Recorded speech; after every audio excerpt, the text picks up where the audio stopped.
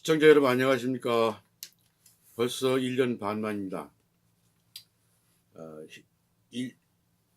유튜브 방송 때문에 덕분에 1년 반 동안 여러 시청자 여러분이 찾아주시고 또 전국의 그 명당을 감정하고 또 명당을 구해달라, 구산 명당을 구해달라는 요청 때문에 지금도 바쁘지만 많이 바빴습니다. 대단히 감사합니다. 앞으로 열심히 해서 좋은 명당을 더 찾아줄 수 있도록 열심히 하겠습니다. 예, 오늘은 역사적으로나 근자에 관심이 많은 청와대에 대해서 제가 3, 40년 동안 연구하고 수도한 명색이 도인으로서 11가지의 그 오점을 찾아냈습니다. 지금부터 말씀을 드리겠습니다. 첫째가 풍수지리학에서 기본인 청룡백호가 좌고 우저로서 좌측이 높고 우측이 낮아야 함에도 반대로 좌측이 낮고 우측이 높아 감싸 안지 못하여 장풍이 되지 않기에 안정감이 없다는 점. 둘째, 좌청룡이 동대문 방향으로 낙산하여 빠져나가므로 배반하였다는 점. 셋째, 한 가닥은 종묘 방향으로 내려가면서 마치 창검을 놓은 듯한 낮은 용맥, 풍수학에서 금기시하는 평평한 산의 용이 매를 맞아 축 늘어진 듯한 산줄기. 넷째, 현무인 백악산이 살기가 아니라 뾰족한 목곡, 앞에서 보면 상당히 뾰족합니다. 더 뾰족하면 화국이 되는데 이것은 그래도 적당히 뾰족하니까 목곡입니다. 목곡이 살기라는 점입니다. 근데 무조건 돌이 살다는 것은 어불성설입니다.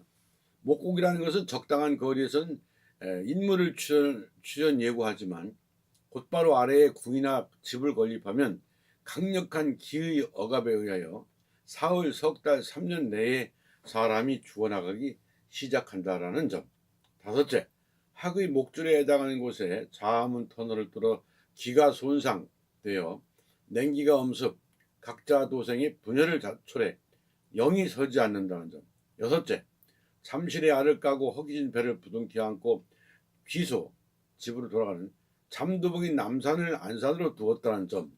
일곱째, 군주는 남면이라는 뜬금없는 주장에 불타는 형국의 관악산으로 좌양을 놓아 왕궁 삼화를 불렀다는 점.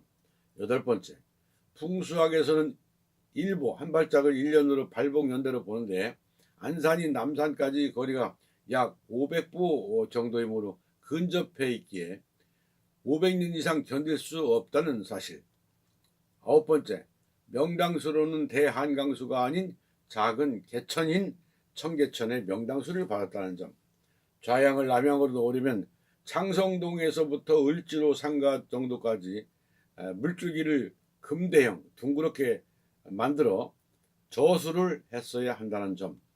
열 번째, 본 학문에서는 좌고 우저라 하였듯이 반대로 이 청와대터는 우고 좌저가 되어 가끔 차남, 방언과 장희빈 같은 여자들의 격없는 저신과 언동으로 국기가 흔들릴 정도의 광풍이 일어난다는 점. 자금에도 가끔 여자들의 그 광풍으로 나라가 참 재밌게 기가 막히게 돌아갈 때가 있죠. 11번째, 목숨 바쳐 나라를 지켜온 선대들 즉 종묘와 단군 성전을 발 아래 두는 우를 범하여 천지간에서 절대 돕지 않는다는 점. 이 여러 가지를 중에 저도 이제 이건 뭐 제가 보는 안목이고 제가 좀 타점하다 선대들에게 뭐 저승에 계시겠지만 욕하는 것이 아니라 있는 그대로 그 탓을 하자면, 첫째가 유학의 사서상경에는 선대를 그리 매셔도 된다고 기록되어 있는지 도대체 무엇을 보았는지. 두 번째, 그 당시 자칭 풍수학자라는 양반들 어찌 삼라만상의 이치를 따스한 방 안에서 책 몇 줄 본 것으로 한 나라의 역사를 재단하려 했단 말인지. 셋째, 장원급제하려면 풍수지리학에도 능통했어야 됐다는데 대학자님들은 경복궁터의 부당성을 알리는 산더미 같았던 상소문 속에는 사륙신과 같은 사람들은 진정 없었단 말인지. 네 번째, 조선 초기에 창의문 언덕이 가늘고 낮다 하여 진해 형국으로 보아 문 옆 돌담에 닭그림을 그렸다고 하는데 풍수지리학에서는 진해 오자를 써서 오공혈이라고 한다는 것. 진해의 밥은 닭이니까 닭그림을 그려놓는 참으로 웃지 못할 장님풍수론. 지금은 그것은 어디까지나 현기를 깨닫기 위한 입산수도는커녕 객관성 없는 혼자만의 삐뚤어진 마음과 눈으로 세상을 바라본 것이 아닌가 하는 생각을 해봅니다.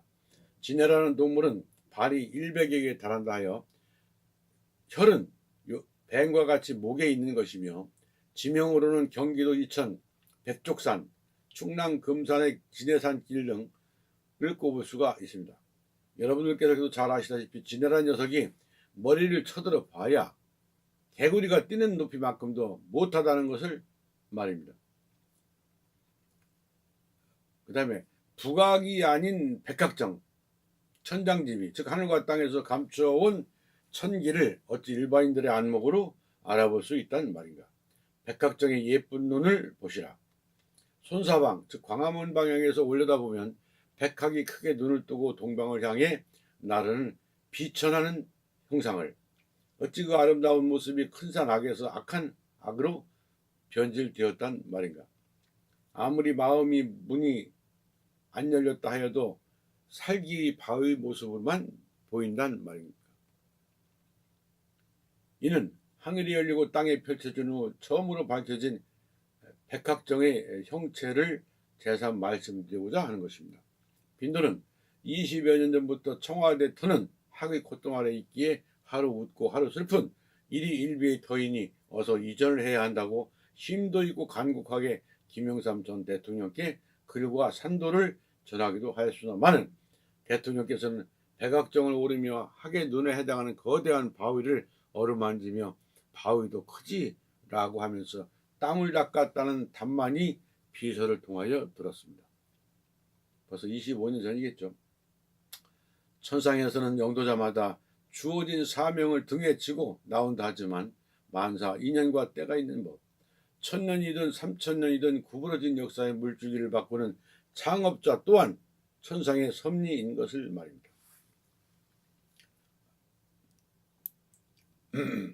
이제라도 대명당 터전 동서남북에 만년간은 주춧돌을 놓으며 대대손손 부강대국이 되게 해달라고 쌍수를 지켜올려 하늘에 구하는 성군적 신개념의 영도자가 신관을 건립한다면 어찌 만백성의 홍복이라 아니할 수 있겠습니까? 건설을 하기 전에, 개축식을 하기 전에 미리 동서남북에 도를 놓고 비법을 쓰는 것입니다. 언제 하겠습니다 라고. 그렇다면 청와대 터 새로 신관터라고 하면 신관터의 장점을 말씀드리겠습니다. 천장지비 대명당, 장풍독수 무음지, 동출서류 부강구, 천년향화 만복지. 전자했듯이 신관터는 120여 산들이 둘러싸여 천하의 명불허전 중에 명불허전입니다. 당대의 신관을 건립한다면 빈도의 안목으로 볼 때 만고풍상 역사정립, 천상천하 선대보훈, 당대 안녕 부기영달, 후대 광영 부강대구, 통일정치 만년 초석을 쌓아 최소 3000년의 창업의 당대가 되는 것입니다. 나름의 시를 써보았습니다. 시가 여러분들 마음에 들지는 몰라도 어쨌든 심혈을 기울여서 썼습니다. 예쁘게 좀 봐주시기 바랍니다. 그리고 그 터를 미리 밝히지 못하는 이유는 죄송하지만 갓난신고 끝에 상통천문 하달지리를 갈통하지 못한 자들이 겸허하지 못하게 함부로 입방아를 짓기 때문이며, 그것은 하늘에 대고 침뱉는 격이 되니 매우 우려스럽기 때문에 못 알려 드리는 것입니다. 천하의 영웅호걸도 단점이 있다고 하였듯이 그 터전에도 한 가지 단점이 있습니다. 앞으로 풍수지리학을 많이 공부했다는 분들 100명이든 1000명이든 초대하여 답을 구할 것입니다. 이미 그 단점은 터 스스로 비보가 된 상태이지만 그 자생된 비보를 찾아보란 뜻입니다. 과연 몇 명이 있을지 우리나라에 제 생견에 한번 봐야 되겠습니다. 노자는 일찍이 인심은 지심이요 지심은 천심이라 하였습니다. 인걸은 지령이라 곧 천기를 받은 지기는 인간을 홍익한다고 빈도는 생각하는 바입니다. 끝으로 밭두렁 정기도 아닌 논두렁에 건립한 건물인 옛 종합청사에 군주가 들어가 진물을 보란 자체가 기업 회장 정도로밖에 평가하지 않았나 싶습니다. 본 강의 내용은 제3강에 있습니다. 그리고 끝으로 지금 사진을 여러분들 보고 계신데 제 위에는 여러 번 20년 전부터 했던 30년쯤 됐죠. 그때부터 그 신문 잡지에 100여 번 정도 그거 포함해서 나갔습니다. 두 번째는 한강이 있죠. 의성 사진이 좀 약한데 그 우측을 제가 직접 그렸습니다. 그 20년 전에 김영삼 대통령 국방부 앞에 용산 그 공원이죠. 거기에 시청을 건립해야 된다라고 했더니 김영삼 대통령이 그 여러 공론을 거쳐가지고 허락이 아니라 하여튼 거기서 지키려 했습니다. 근데 다음 서울시장 되는 양반이 아마 골치 아프겠던 모양입니다. 저것도 하늘의 뜻이 일종인데 그거를 못하고 앉아가지고 앉았습니다. 하여튼간 그래서 저 사진이 많이 나가서 전화 많이 받았습니다. 그리고 세 번째 청와대 그 뒷산인데 중간에 그 바위가 희미하게 보입니다. 그게 학의 눈입니다. 그림에는 예쁘게 나왔죠. 무섭고 동방을 향해 나르는 항이니까 가운데